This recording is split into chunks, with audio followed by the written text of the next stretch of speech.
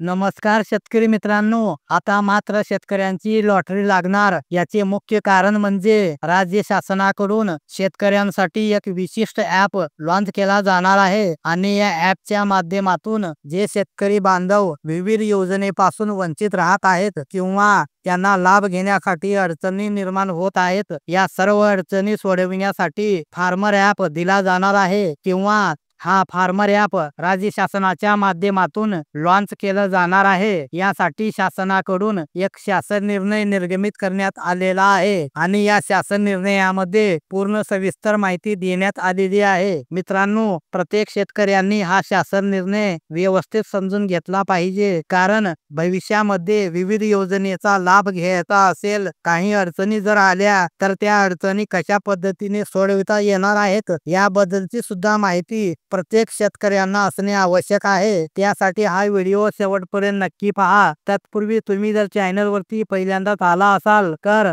चॅनलला सबस्क्राईब करून bell नोटिफिकेशनला click करा। तर चला मग व्हिडिओ सुरू करूया। तर शेतकरी मित्रांनो, शेतकऱ्यांना उपयुक्त सर्वसमावेशक असे सिंगल विंडो इंटरफेस असलेले फार्मर ॲप आणि इंटरफेस पोर्टल तयार करण्यासाठी समितीचे गठन करण्यासाठी महाराष्ट्र शासन कृषी, पशुसंवर्धन, दुग्ध विकास व मत्स्य व्यवसाय विभाग यांच्या माध्यमातून हा शासन निर्णय निर्गमित करण्यात आलेला आहे। शेतकऱ्यांना त्यांच्या दैनंदिन कृषी व तदनुषंगानिक कामे करीत असताना विविध प्रश्न समस्यांचा सामना करावा लागतो। शेतकऱ्यांना उद्भवणाऱ्या समस्यांचे निराकरण एकाच ठिकाणी करण्यासाठी त्यांना कृषी विषयक योजनांची माहिती एकाच ठिकाणी उपलब्ध करून देणे, योजनांचा लाभ तत्परतेने उपलब्ध करून देणे, कृषी विषयक योजनांचा लाभ प्राप्त करून घेण्यासाठी अर्ज करणे इत्यादी सर्व बाबींकरिता एकाच ठिकाणी सुविधा मिळणे आवश्यक आहे। त्यासाठी शेतकऱ्यांना उपयुक्त व सर्वसमावेशक असे कृत्रिम तंत्रज्ञानावर AI आधारित सिंगल विंडो इंटरफेस असलेले फार्मर ॲप आणि इंटरफेस पोर्टल तयार करण्यासाठी समितीची स्थापना करण्याचे विचाराधीन होते।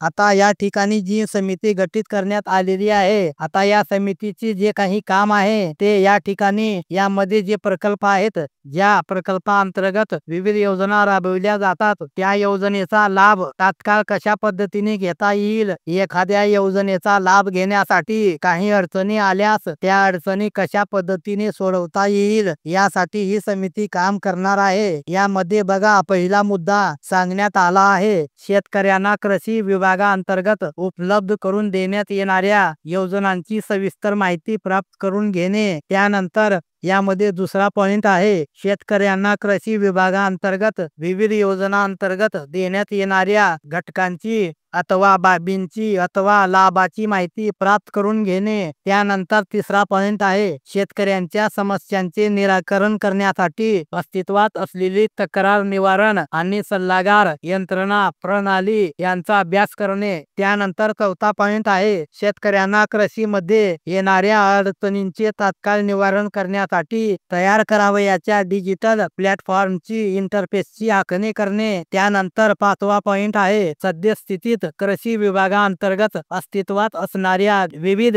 संगणकीय प्रणालीचा अभ्यास करणे। उदाहरणार्थ, नानाजी देशमुख कृषी संजीवनी प्रकल्प याची संगणकीय प्रणाली, महाअॅग्री DBT प्रणाली, ॲग्रीस्टॅक प्रकल्प, केंद्र शासनाचा विस्तार प्रकल्प इत्यादी। त्यानंतर 6वा पॉइंट आहे, शेतकऱ्यांना पीक पाणी, हवामान, बाजारभाव इत्यादी बाबींसाठी सध्या उपलब्ध यंत्रणेचा अभ्यास करून उपरोक्त इंटरफेस मार्फत कृत्रिम बुद्धिमत्ता AI तंत्रज्ञानाचा वापर करून सल्ला देणे। आणि 7वा पॉइंट आहे, उपरोक्त बाबी आवश्यकतेनुसार अन्य बाबींचा अभ्यास करून शेतकऱ्यांना उपयुक्त व सर्वसमावेशक असे डिजिटल प्लॅटफॉर्म, फार्मर ॲप आणि इंटरफेस पोर्टल तयार करण्यासाठी सविस्तर प्रकल्प अहवाल सादर करणे। अशा प्रकारे या समितीचं काम असणार आहे। मित्रांनो, आता या अंतर्गत या ॲप मध्ये एकही शेतकरी वंचित राहणार नाही, म्हणजेच नक्की प्रत्येक शेतकऱ्यांना याचा नक्की फायदा होणार आहे, कारण यामध्ये जे लाभार्थी पात्र होतील